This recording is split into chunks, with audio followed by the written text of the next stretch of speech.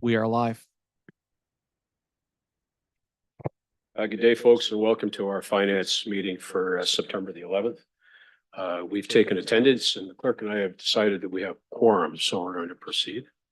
Members of the committee, let me ask you now if you have any items you wish to separate, noting that we have, let's see, the presentation of 4.21, which will be separated automatically. Seeing nothing else, let me get a mover and seconder for everything that's before us today. Moved by Councillor Sullivan, seconded by Mayor Davis. And we'll go to the question on everything but 4.2.1. Sorry, 5.2.1. Have it, please. Thank you. So all those items that are subject to the vote are 5.1.1 confirmation process for year 2 of 2024-2027 city services multi-year budget. 5.2.2 2024 capacities on designated public institutions, financial impact to 123,750 surplus for 2024. 5.2.3 quarterly reserve and reserve fund update. 5.2.4 update on capital projects. 5.2.5 2024 second quarter variance report.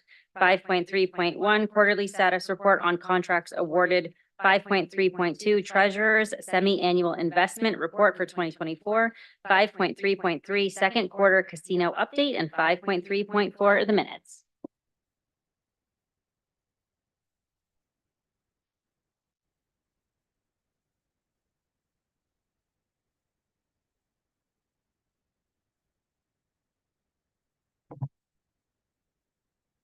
And the separation of items carried on a recorded vote of 4-0. All those voting in favor are Councillors Sullivan, McCreary, Hunt, and Mayor Davis. Emma, thank you for that. I should have mentioned that we do have regrets from Councillor Dan Tilburg and sort of regrets from Councillor Caputo, who's hoping to make it at some point this evening. So we will now go to our presentation. And those of you who came and are disappointed that your item was not separated, I hope you'll have a pleasant evening. Kara, go ahead. You have 10 minutes.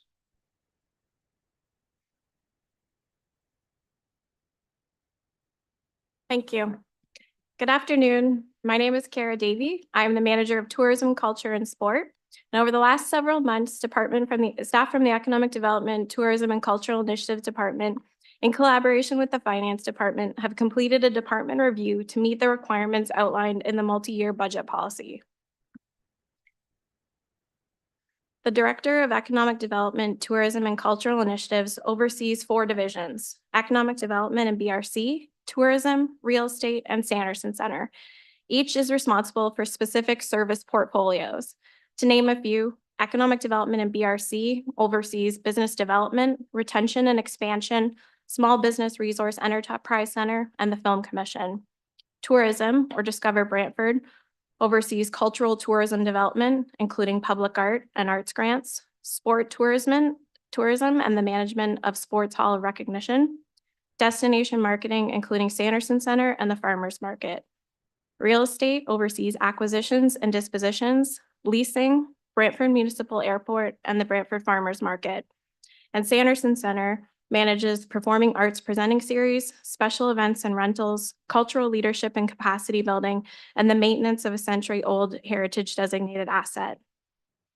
Our staff establishment consists of 20 full-time staff, 1 full-time staff member shared with communications, and 49 part-time staff, most of which is hired by the Sanderson Center, and their wages are recovered costs through rentals. On a long list of departmental achievements, I'd like to highlight just a few. Last year alone, we welcomed over 1.2 million visitors through special events in Brantford. On March 1st, 2024, staff implemented the municipal accommodation tax, which is expected to generate revenues exceeding $800,000 a year. Brantford was recognized as one of Canada's top places in the country for business investment, again, by Site Selection magazine in 2023. We also saw attendance increases at both the Sanderson Center and the Brantford Farmers Market due to new marketing responsibilities absorbed by the tourism division. With the implementation of the municipal accommodation tax, the tourism division's operating budget includes new revenue of approximately $40,000 annually to offset the cost to administrate and collect the MAT. The Economic Development, Tourism, and Cultural Initiatives Department is also increasing the number of submitted grant applications and collaborating with other departments to maximize opportunities. For example, in 2024, the Tourism Division applied to over $100,000 in grant funding with Public Works, Parks and Recreation, and the Bell Homestead. And these grants allow the department to expand existing projects, develop new product outside of existing operating funds with no impact to taxpayers. Lastly, the Tourism Division also realized gross savings in 2024 of over $100,000 with a net city impact of $35,000 from the elimination of the Leisure, Tourism, and Information Coordinator position. The department has several priorities, including supporting the growth of corporate and sport tourism in the community by exploring and executing more bidding opportunities and maintaining our reputation as the tournament capital of Ontario. Celebrate Brantford by building a stronger community through the support of local arts, culture, and tourism. Support the development and enhancement of a vibrant downtown core. Cultivate a business-first climate by working closely with and supporting the business community. And explore opportunities for tourism marketing in partnership to elevate experiences at the Elements Casino Brantford. The Communications Department is used for all graphic design services for Discover Brantford, the Farmers Market, and Sanderson Center. The Sanderson Center alone results in a cost savings of $10,000 annually to the department for pulling these sources in-house. Communications and Tourism, as of 2024, now share an employee.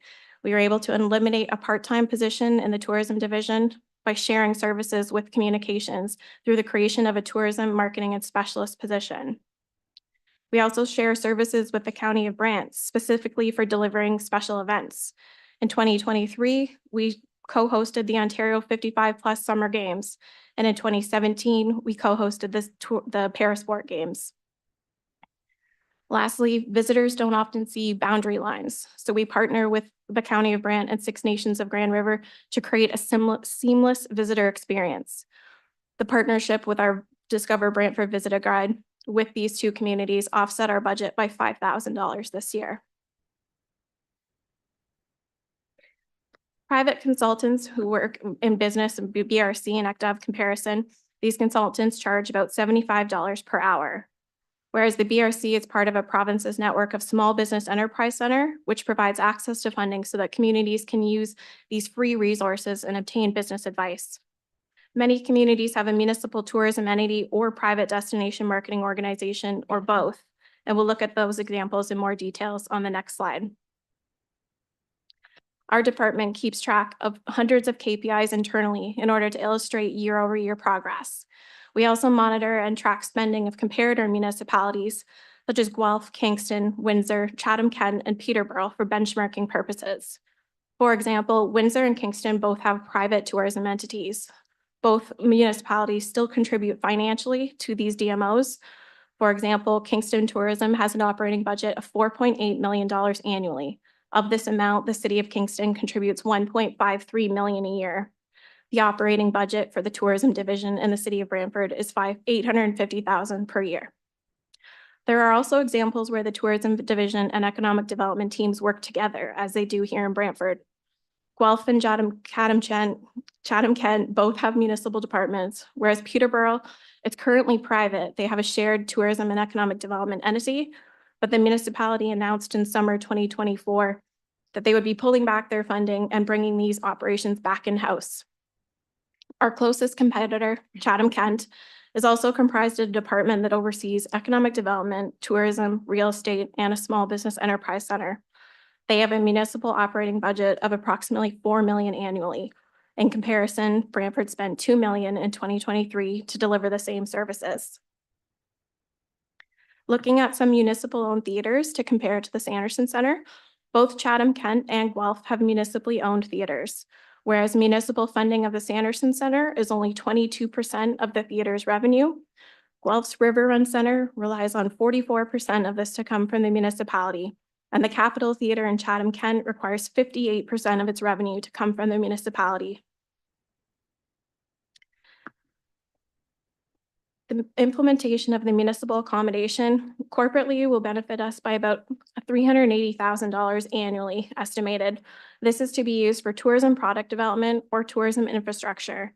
For example, the Sports and Entertainment Center.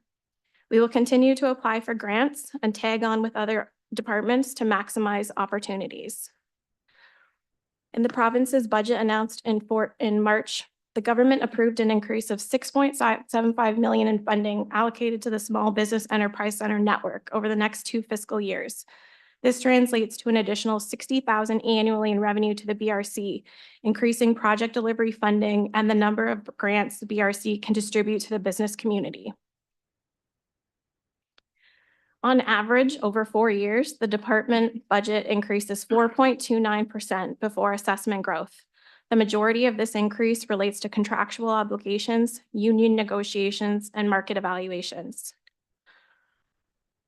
The 4-year capital budget that was approved at estimates includes major projects such as the Sanderson Center Auditorium steel roof, Advantage Brantford and Discover Brantford websites, and the Sanderson Center exterior brick repointing. Staff in the Economic Development, Tourism, and Cultural Initiatives Department are proud to be part of a team that punches above its weight in this industry.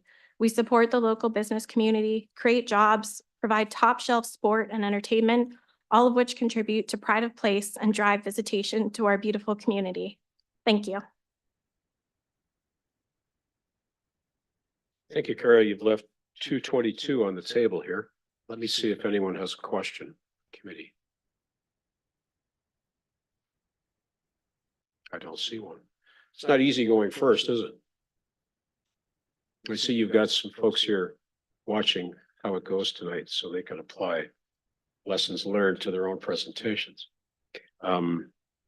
This does add value to the corporation, as a friend of mine likes to speak to from time to time. So I'm sorry. Oh, let me go to Councillor Hunt. I didn't see your hand. Sorry, Councillor. You have the floor. Go ahead, please. Thank you, and through you to Kara. So thank you for the presentation. I know that the department was consolidated, so there were a number of smaller departments consolidated into economic development, tourism, and culture initiatives, I believe at the end of 2022. And I'm wondering if you can speak to whether some of the efficiencies that you've outlined in your presentation are a direct result of that consolidation. Through the chair, correct. At the end of 22, we did have a department reorganization. Part of that resulted in cost savings to the Sanderson Center with an elimination of a staff member, and another employee's duties were absorbed by the tourism team. So that relates directly to marketing. So previously, Sanderson Center outsourced all of their marketing to an independent company. We brought that in-house, and that resulted in cost savings of graphic design. Likewise, we're able to lean on the in-house expertise of tourism marketing services to leverage what's going on at the Sanderson Center as well as the farmers market to create and drive more visitation to both establishments. So since consolidating, we've seen gains in attendance, ticket sales at both places. Great, that's good to hear. Not sure if it's appropriate or if there's anyone on the line. Maybe Indy. I'm wondering where we're at with recruitment of a director. It would be myself, Councillor. Oh, sorry, Brian, I didn't see you were there. Yeah, I'm here. Thank you. I'm with the Michael Bradley leaving. We haven't filled Michael Bradley's position yet purposely.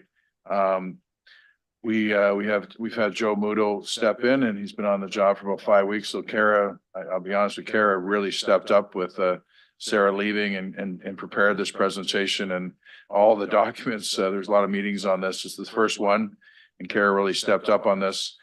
So Joe's sitting beside her and being moral support, but Joe has stepped in and done above and beyond his job. So he's going to be acting for the next 6 to 7 months, and we'll be looking at recruiting a permanent director of economic development, tourism, culture, and real estate. All right, thanks for that update.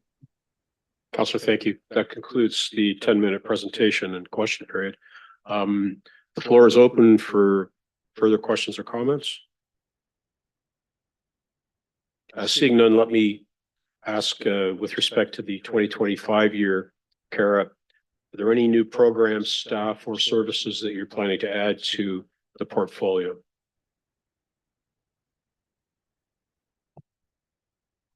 Through the chair, we haven't brought anything forward as a new service through this Okay. report.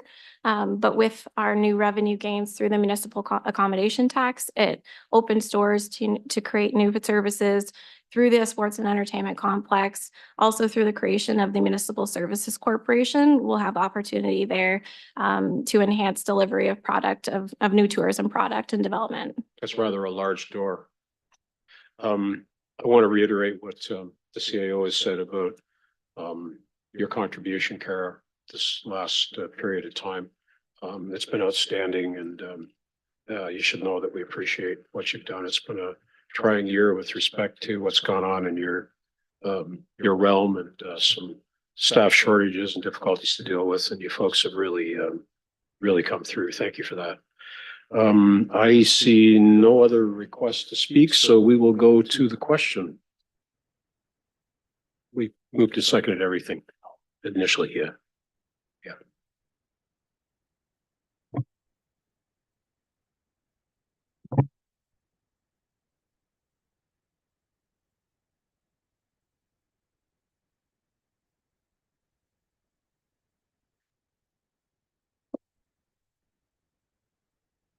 Okay, and that item carried on a recorded vote of 4-0. All those voting in favor are Counselor Sullivan, McCurry, Hunt, and Mayor Davis. Thank you all for your attendance. We are adjourned.